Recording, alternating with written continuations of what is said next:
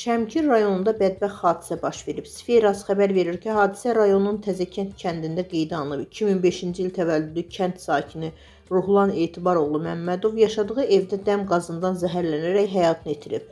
Məlumata görə 21 yaşlı gənc yataq otağında quraşdırılmış qazla işləyən ceyran tipli sobadan sızan dəm qazının qurbanı olub. İlkin ehtimala əsasən sobanın borusunda yaranmış nasazlıq nəticəsində karbon monoksid qazı otağa ista olub.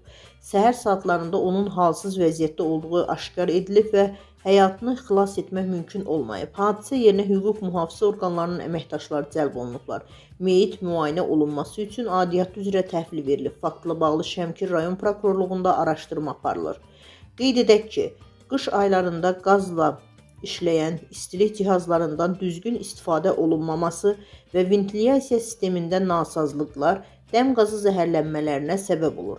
Mütəxəssislər vətəndaşlarla bu kimi halların qarşısını almaq üçün qaz avadanlıqlarını mütəmadi yoxlatmalı və təhlükəsizlik qaydalarına ciddi əməl etməyi tövsiyə edirlər.